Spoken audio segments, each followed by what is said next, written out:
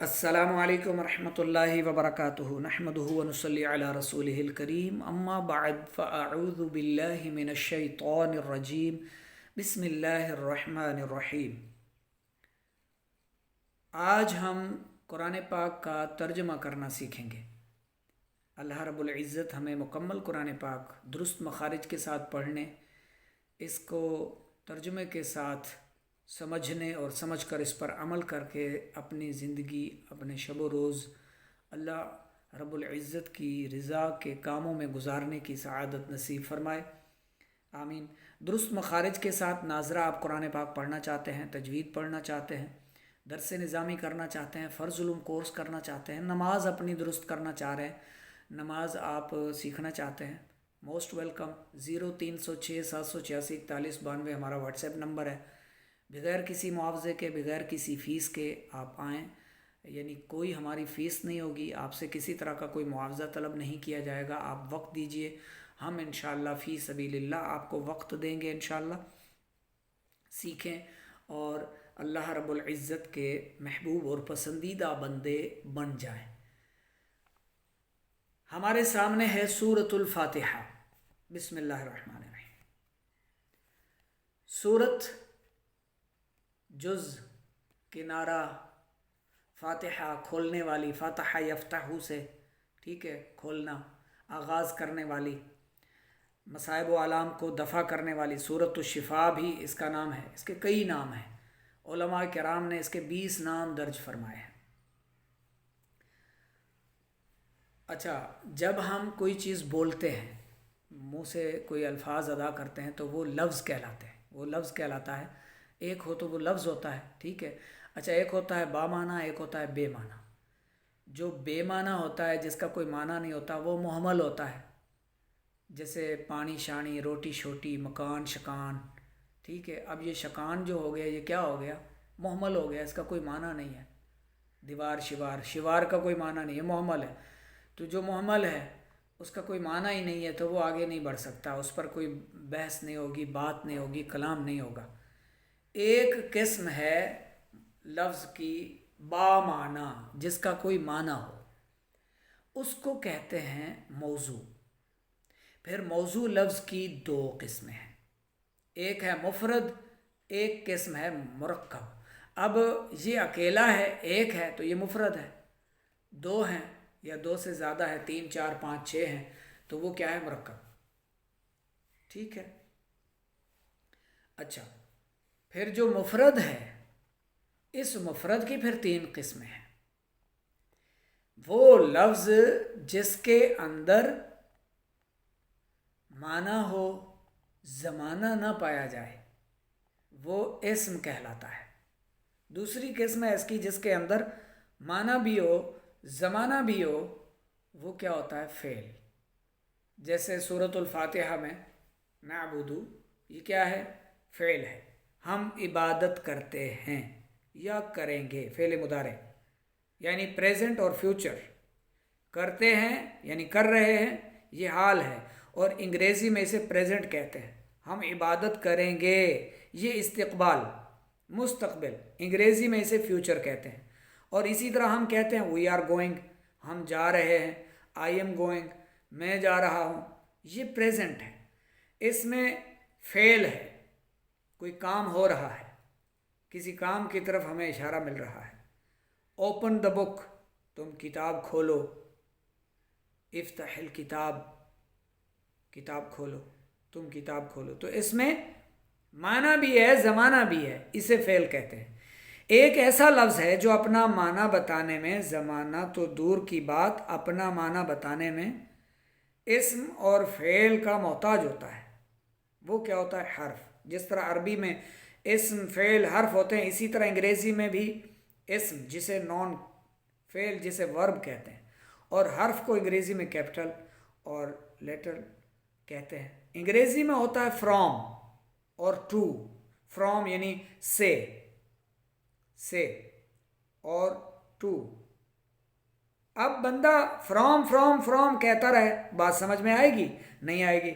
To کہتا رہے، اس بات سمجھ میں نہیں آئے گی، کچھ بھی نہیں پلے پڑے گا کہ کیا کہہ رہا ہے، کیا سمجھانا چاہ رہا ہے، جب تک وہ یہ نہ کہے کہ from Mecca, from Medina, from Pakistan, from Lahore, from Multan, from Sargodha, from Islamabad, from Hind, from India, ٹھیک ہے، جب تک یہ نہ کہے. اچھا، پھر from India to Medina, from India to Mecca to Jeddah, from Mecca to Medina. اس طرح اسم یا فعل ساتھ ملائیں گے تو حرف کا معنی سمجھ میں آئے گا. ایسا نہیں ہے کہ حرف کا معنی نہیں ہے، معنی ہے. معنی بتانے یا معنی سمجھانے کے لیے یہ اسم یا فعل کا محتاج ہوتا ہے. اب دیکھیں ہمارے سامنے ہے بسم اللہ الرحمن الرحیم. اب با کے گرامر میں 10 کے قریب معنی ہے. با کا جو معنی ہوتا ہے تقریباً با کے 10 معنی. با کا معنی سے، با کا معنی ساتھ، با کا معنی میں، اور کبھی کبھی با پر کے معنی میں بھی آتا ہے. پر، کبھی کبھی یہ با پر کا معنی بھی دیتا ہے. اور یہاں با کا معنی ہے سے. اور اسم، یہ اسم ہے یعنی نام. انگریزی میں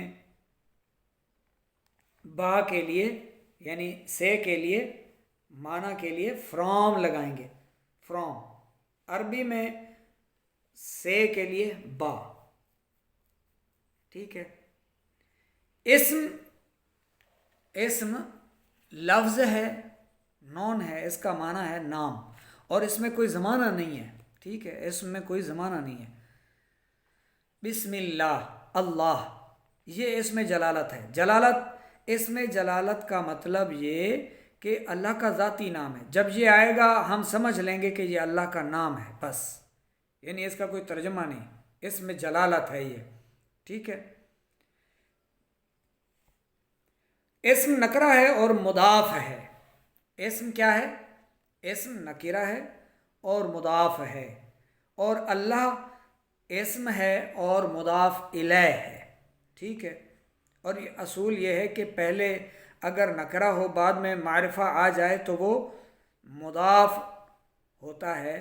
اللہ اسم علم ہے اور معرفہ ہے. اور نکرہ کی پہچان آپ پڑھ چکے ہیں. نکرہ عام اور معرفہ کسی خاص چیز کا نام ہوتا ہے. اور جب نکرہ مضاف الی المعرفہ ہو تو یہ بھی معرفہ ہو جاتا ہے. ٹھیک ہے. الرحمن صفت ہے، الرحیم بھی صفت ہے. ٹھیک ہے. یہ صفت اول ہے، یہ صفت ثانی ہے. الرحمن بہت زیادہ مہربان. بہت زیادہ صفت مشبہ میں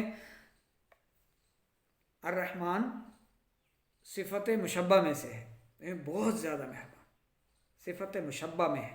الرحیم نہایت رحم کرنے والا. رحمان اور رحیم دونوں اللہ کی صفات ہیں.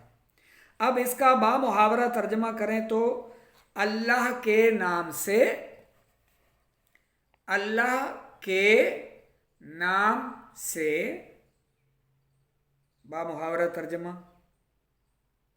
جو بہت زیادہ مہربان اور رحم کرنے والا، رحمت والا. ٹھیک ہے. اس طرح پڑھا تو اب بھی جملہ مکمل نہیں ہے. اب بھی جملہ مکمل نہیں ہے. کب؟ جب ہم نے یہ کہا صرف کہ نام سے اللہ نہایت مہربان رحمت والا، یا اللہ کے نام سے جو نہایت مہربان اور رحمت والا، تو جملہ مکمل نہیں ہو رہا. سمجھ میں تو کچھ نہ کچھ آ رہا ہے لیکن ادھورا ادھورا لگ رہا ہے، بات مکمل سمجھ میں نہیں آ رہی. تو اس کا جواب یہ ہے کہ با جو شروع میں ہے، با جو شروع میں ہے یہ ہے حرف. جیسے انگریزی میں این ہے، فرام ہے، ٹو ہے، اور بھی ہیں. جیسے با کو حرف جارہ کہتے ہیں، جار. انگریزی میں حرف جار کو پریپوزیشن کہتے ہیں. عربی میں، عربی گرامر میں یہ اصول ہے کہ جو حرف جار ہوتے ہیں یہ کسی فعل یا شبہ فعل کے متعلق آتے ہیں. یہ عربی گرامر کا اصول ہے. کیا؟ کہ جو حرف جار ہوتے ہیں یہ کسی نہ کسی فعل یا شبہ فعل کے متعلق ہوتے ہیں۔ متعلق کا مطلب وہ اسم فاعل بھی ہو سکتا ہے، اسم مفعول، اسم تفضیل ہو یا صفت مشبہ ہو، تو اس سے پہلے ہم فعل نکالتے ہیں، اس سے پہلے ہم فعل نکالتے ہیں جو محذوف ہوتا ہے۔ تو یہاں ہم اشرعو نکالیں گے، اشرعو میں شروع کرتا ہوں، اگر زیادہ بندے تو وہ نشرعو کہہ سکتے ہیں، ہم شروع کرتے ہیں۔ ابتدعو بھی لگا سکتے ہیں، ابتدعو بھی نکال سکتے ہیں یہاں جو محذوف ہے، ٹھیک ہے۔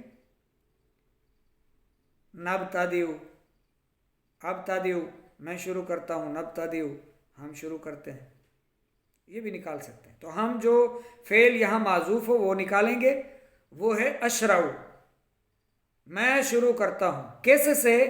اللہ اسم جلالت سے۔ تو ترجمے میں اسم جلالت پہلے لکھیں، شروع میں لکھیں، کیوں؟ کیونکہ شروع اسی اسم سے کیا جا رہا ہے۔ شروع اللہ کے نام سے جب شروع ہوئے تھے، شروع سے شروع نہیں ہونا چاہیے، تو شروع بھی اللہ کے نام سے ہونا چاہیے، یعنی اسم اللہ ابتدا میں لکھنا چاہیے کہ اللہ کے نام سے شروع کرتا ہوں جو بڑا مہربان نہایت رحم والا۔ اچھا، بعض ترجموں میں یہاں ہے بھی لکھا ہوتا ہے